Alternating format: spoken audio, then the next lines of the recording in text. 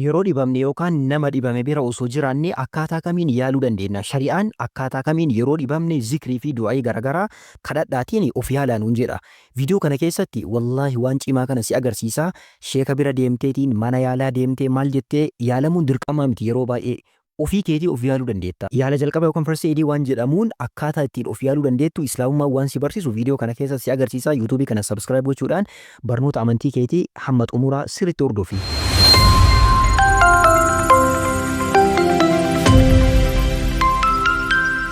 بسم الله الرحمن الرحيم الحمد لله رب العالمين الصلاة والسلام على رسول الله صلى الله عليه وسلم يرو إبام لأكاتا كمين وفيالو دندينا زكري أكامي دعاء أكامي وفرات كراو دندينا كجدو هي كايساتين تكو الآن حال بريدات الآن وجيني لالله جلقابا يرو إبام مالغو تشوك أمنا إسلام ما مالغو الآن ونجيرا تكوفا ربي تيارة تلوك أمنا ربين كي ينفايسا ديبه كان كيسانا باسا جنيتين قلبين كي وأكنا يادوك أبا نمني غرين كاكم توجرا أف أنو بيتا يا ربي مانا إبام سيستي ناو براك إبام سيستو ربدي أن قفتي ما سيقود جديتين namni hedduu rabbiin komata nu braazer akkas ta'uu hin qabdu sister akkas ta'uu hin qabnu rabbiin kiyya waan bareedaadhaaf cubbuun irraa haquudhaaf jedheetiin dhibee kana natti fidee jenneetiin yaada rabbitti toluu qabna inshaallah rabbiillee isin fayyisaa jechuudha lammaffaa quraan ofirratti qara'uudhaan of yaalu rabbiin kenna quraanaan daawaa miti ka jedhe daawaa miti ka rabbi jedheen shifaa'a jedheeni inni mataan isaa fayyaadhaa jedheen quraan ni fayyaa nama fayyisuun isaa ergitii waan ta'eef jecha rabbiin kenna fayyaadhaa jedheeni kanaaf quraanaan of yaaluu qabna. Kallattii garaagaraatiin of yaaluu dandeenya. Bisaan nama ergatuun dirqamaa miti ofii keenyaa niyyaadhaan quraana yoo itti qaraanu ta'e yoo ofirra qaraanu ta'e wallaahi ni yaalamna.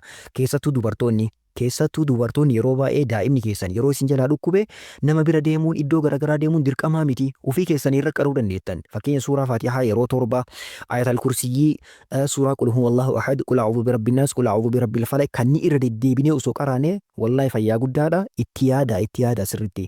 Ittaan suuraan ruqiyaa shari'aan karaa godhe fayyadamu. Ruqiyaan shari'aan karaa godhe du'aa of keessatti qabata, zikrii of keessatti qabata, quraan of keessatti qabata, dawaalee garaagaraa of keessatti qabata. Wantoota kanneen fayyadamneetiin of yaaluu dandeenya nama biroollee yaaluu dandeenya. Ittaan suuraan sababa yaalaa wantoota shari'aan jedheetiin lafa kaa'e kanneen akka ogeessa fayyaa bira deemuu wantoota akkanaa kanneen kanaan nutti beekamaa ta'e deemnee fayyadamuu dandeenya. Shari'aan waan kana karaa godhee jira. Likulli daa'in dawaa'uun dhibee hundaafuu qorsa isaatu jira, dawaa isaatu jira, dawaa barbaadatu qabna jechuudha. Ittaan suuraan qorsa qura'aanaa ta'e kallattii birootiin fayyadamuu dandeenya. Quraanni kallattii garaagaraatiin yaalli namaa kennama. Namarra qara'uudhaan ta'e itti namaa tufuudhaan wantoota kallattii garaagaraatiin jiru kanneen ka shari'aan karaa godhe fayyadamneetiin of yaaluu dandeenya. Mee inshaallah tokko isaatiin waan shari'aan karaa nu godhe mee tokkodhaan bareechisee isinitti hima sirriitti hordofaa.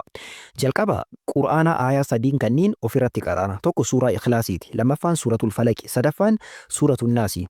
Suuratul Ikhlaas jechuun suuraa qul huwallahu ahad jedhamee beekamu haga xumuraa. Lammaffaan suuratul falaq qul a'uudhu birabbil falaq. Sadaffaan qul a'uudhu birabbin naas. Kanneen sadiin irra deddeebiidhaan yeroo sadi keessattuu qaraanee yoo ofitti ufne nabiyyiin keenya sallallahu alaihi wasallam kaana yu'awwidhu ala nafsihi bil mu'awwidhaati. Suuraalee kanneeniin of yaalaa turan ofirratti qaraanii ofirratti ufaa turan. Aishaan maal jetti nabiyyiin keenya sallallahu alaihi wasallam yeroo isaan dhibamaniitiin dhibee isaanii jabaattetti anatu itti isaanii tufee itti qara'aa ture jetti yaa Allah. Kanaaf haala saniin of yaaluu dandeettan daa'imman keessanillee haala kanaan yaalatu dandeettan. Hin dagatinaa akkaataa itti qaraatanillee akkaataa ibsame kana sirriitti qabadha. Inni lammaffaan quba isaa maal godhaa quba arrabsiituu jedhamtee beekamtu yookaan ta'abbuu bira jirtu tana quba tana jalqaba itti tufa. Erga itti tufe booda maal godhaa biyyee keessa gadi kaaya. Biyyee keessa gadi kaayetiin akkana jedha bismillah turbatu ardinaa biriiqati ba'adinaa يشفى سقيمنا بإذن ربنا بسم الله تربة أرضنا بريقة بعضنا يشفى سقيمنا بإذن ربنا نمي تقيو إبامي مال غوتا نما إبامي سنبرا لتأتين أكنا غوتا في فكينيا دائما كيو ركوبة اتتوفتي أتبورا حركة كيكانا بيكي سجري كيتي ذكري كان ergol fuuteetiin jette booda achi booda maal gootaa daa'ima kee iddoo dhukkubusanii qabda. Rabbiin ni fayyisaa jedhan nabiyyi sallallahu alaihi wasallam. Hiikaan isaa maal jechuudha? Bismillah maqaa rabbiitiin maqaa Allahiitiin turbatu ardinaa biyyee kennaani biriiqati ba'adinaa hancuufa garii kennaatiin yushfaa saqiimunaa dhibamaan kennani fayyaa bi'izni rabbinaa fedha rabbiitiin. Kafayyuu maali? Fedha rabbiitiin. Rabbitu karaa kanaanillee of yaalaanuun jedhee mee daa'imman keessan lubbuu keessan nama keessan kallattii kanaanillee yaaladha. Inni ittaanu nama dhibamaa tokkoofan mallee akkana jettee qara'uu dandeetta. Allahumma rabban naasi adhibil ba'sa اشفه وأنت الشافي لا شفاء إلا شفاؤك شفاء لا يغادر سقما.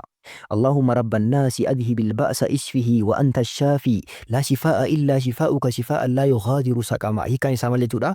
اللهم يا الله يا ربي رب الناس أوما ما كتاتي يوكان موتين ما كتاتي أذهب البأس dhibee rakkoo cinqaa kana irraa deemsisi ishfihi isa fayyisi wanta shaafi ati fayyisaadha isa fayyisi laa shifaa'a illaa shifaa'uka fayyaan tee malee hin jirtu fayyisaan si malee hin jiru fayyaan illee kee malee hin jiru yaa rabbi nu fayyisi shifaa'a allaa yuqaadiru saqamaa fayyaa dhibee achi hin hambisne fayyaa qulqulluu guutuu sanii yaa rabbi fayyaa akkasii nu fayyisi jettee nama dhibamaa tokkoof نبيين كان صلى الله عليه وسلم كانوا يعوذ بعض أهله يمسح بيده اليمنى ما تيسا كان يالا توران أبا منا هذا منا كيتي كان يالي هاجي منا أبا منا كي كان يالي إجولك يا كسي يالي فراك يا كسي يالي نمك يا كسي يالي أبولي صبوليتك يا كسي يالي مال قراني حركة مرقاتين الرؤوف حركة مرقا أكان الدعاء كانك أراتها في جيتشو هندقاتين سرق أبادو إن الففاني إدوسي لكبو دع يدك على الذي تعلم إدوسي لكبو قامك إدوسي لكبو حركة كيكاي حركة مرقا أتشبودا مال جتا yeroo sadi bismillah bismillah bismillah jetta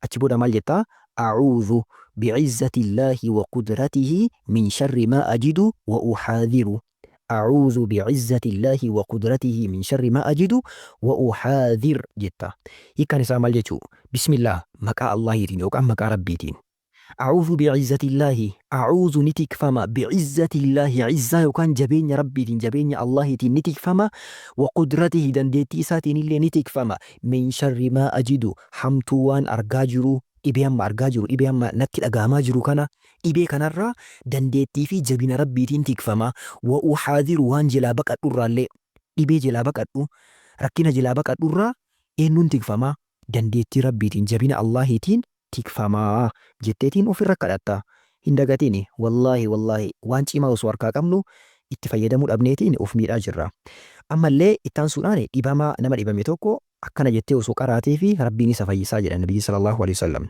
innis maali as'alullaha al-azima rabbal arshil azim ay yashfiika as'alullaha al-azim rabbal arshil azim ay yashfiika yeroo torba jetta maal jechuudha as'alullaha Allahi kadhadha yookaan gaafadha al-azima rabbii guddaa rabbal arshil azim rabbii yookaan mootii uumaa al-arshil azim arshii guddichaa rabbii mootii arshii guddichaa ka isa uume san isa kadhadha ayyashfiika akkasi fayyisu wallahi du'aa'ii kana isaanii kadhannaan dhibeen isaa ima godaantii jedha nabiyyi sallallahu alaihi wasallam maaltu nutti hafe wallaahi maaltu nutti hafe yaa Allah ittaansee ammallee du'aa'ii kana nabiyyiin keenya sallallahu alaihi wasallam maal jedhanii du'aa'ii kana namni tokko kadhatee meetti deebii maal jettee jedhaniin ammallee ni jedhe achi booda yaa rabbi isa fayyisi jedhaniini takkuu dhibeen argamtee hin beektuudha du'aa'ii kanaani du'aa'iin kunis maali Allahumma in kaana ajalii qad hadara fa'arixnii wa in kaana muta'akhiran فارفعه عني وإن كان بلاء فصبرني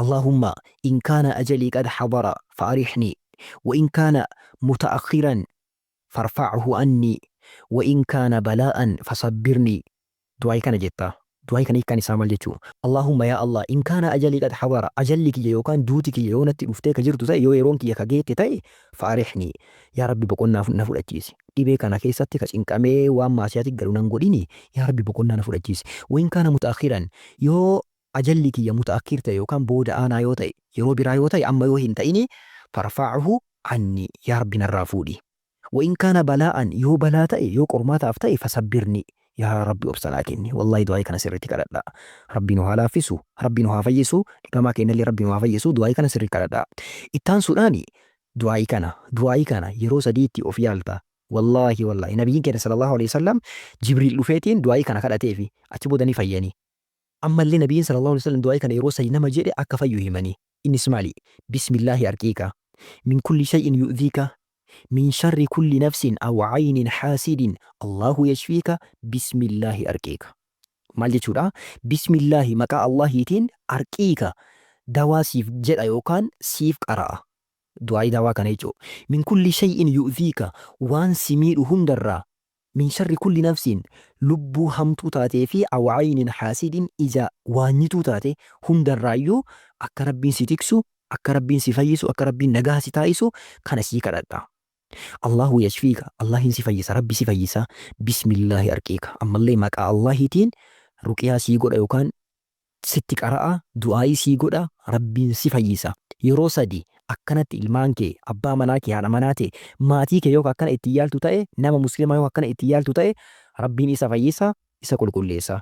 Hin dagatiin dabalataaf barnoota islaamummaa haala bareedaa amma barattan kanaan baratuudhaaf yuutuubii kana sabskiraayib gochuudhaan teelegiraamii keenya kana fooloo gochuudhaan tiiktookii kennaan Mujaahid Fillah Tuuka jedhuun fooloo nu gochuudhaan feesbuuk irratti illee dhufnee jirra Mujaahid Fillah ka jedhuun hordofuu dandeettan. Barnoota islaamummaadhaa koottaa hordofaa baradhaa aroomaa jabaadhaa. Assalaamu alaikum warahmatullaahi wabarakaatuh.